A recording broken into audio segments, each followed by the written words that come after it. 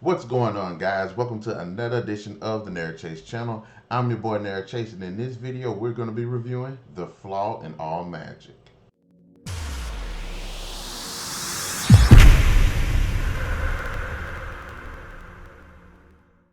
The Flaw in All Magic is a 2018 urban fantasy written by Ben S. Dobson, serving as the first book in the Magebreakers series. The story follows Tane Carver, who is a human in a world of magic but isn't able to wield magic himself. But to compensate, is incredibly sharp and incredibly smart. Carver is tasked with solving a murder on a school campus in which the murder was impossible to commit. Before we continue on with the review, guys, be sure to hit that like, share, subscribe, and the notification button to get the best of what we got going on this channel. This is a pretty good and easy read.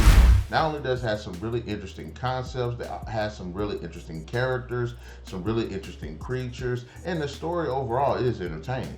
It's cool reading fantasy stories set in the medieval-like era, such as what we see in the Lord of the Rings, Wheel of Time, Game of Thrones, the Shannara series, Dungeons and Dragons.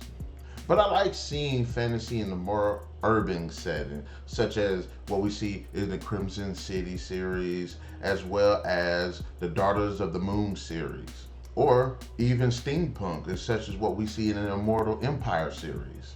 The idea itself of this character not being able to access magic, at least not be able to cast magic. I mean, he can use magical weapons and things like that, but there are a lot of times he has to deal with characters that utilize magic and he can't use magic. So it's interesting seeing how he's resourceful enough to get out of these situations. He has a really cool backstory utilizing this as well, which again makes him a pretty interesting, resourceful, and smart character. He is both famous and infamous in the story. It is a bit of a murder mystery, so yeah, there are interesting twists and turns. Some you might see coming, some were actually pretty shocking. But the story does a good job of supporting it, so it doesn't feel out of left field. Undoubtedly, the greatest highlight of the story is Tane Carver and Kadka. I like their back and forth. I like this buddy cop duo that they do end up forming. Both of the characters are pretty interesting. They have interesting stories. You end up really rooting for the characters, and you really see that they are growing to like each other. At first, Carver basically tolerates Kadka because Kadka is just so overbearing with her personality. But I like seeing what she brings out of him, especially when those certain moments happen where he's thinking something and Kadka would just voice it. And I like that. That brings out so much in both of these characters. I think they have a really good balance, especially since Carver pretty much ruined her life anyway. The world setup itself is actually pretty good. It has a bit of a modernized steampunk feel to it while feeling somewhat of the Harry Potter vein. Of course, typically what you see in fantasy series, there's magic, there's mages, there's orcs, there's fairies, there's elves, dwarves, generally things that are included in the blueprint of fantasy. I would have liked to seen different type creatures, some maybe original that the author themselves had came up with, but it doesn't ultimately take away from that. I did listen to the audiobook, and I have to say the narrator just did a fantastic job with the characters. Travis Baldree just completely kills it. I loved him with the voice performances. The reading itself was very consistent, went at a really good pace. I really felt that he hit the nail on the head with the characterization. I really liked his interpretation of Carver and Kadka, specifically Kadka. She's very unique with the voice, and I have to say Travis just did ultimately a good, entertaining. I didn't really have too many issues with the writing. I thought the writing was strong enough to present a really good story, a really good world, interesting and interesting characters. I did like the back and forth dialogue. Some of it felt a little bit too modern, but for the most part, it actually felt like it suited the course of the story. Conversations between characters do feel meaningful. There are some that feel a bit cheesy, especially when it comes to Kadka.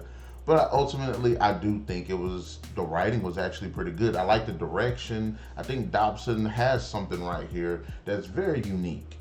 Yes, it's becoming kind of a dime a dozen with the magical world stories and stuff, but I think what he has here is actually pretty cool. And I like the backstory of how you have this big douchebag that was utilizing magic to dominate the world, and now it's, the society itself has is still dealing with the threat that he presented to the world and that potential threat that could still exist. I really like that. That's kind of looming in the background. There is a bigger world presented within the story, and I do hope to continue on with the series to explore that different world, explore these different relationships with Carver, see where him and Kadka do go in the future. I think it's ultimately a really good read. I had a really good time with it. I didn't feel bored. I thought the story went at good pace. It had some really cool, interesting moments for the characters. The characters themselves had really cool moments. The premise itself is actually really good, and I will say this is one of the better reads that I've had concerning magic. Having said that, The Flaw in All Magic deserves 4 out of 5. It's definitely a really good read, and I cannot wait to get my hands on the rest of the series so I can read more of it and see where these characters go on these adventures. Having said that, guys, in the comment section below, let me know what are your thoughts on The Flaw in All Magic. Did you like it? Did you not like it? What are your favorite parts? And which one of these characters you like more, Carver or Kadka? Because I'm rooting for Kadka at this point. Be sure to hit that like, share, subscribe, and the notification button to get the best of what we got going on this channel. And we'll definitely catch you guys later.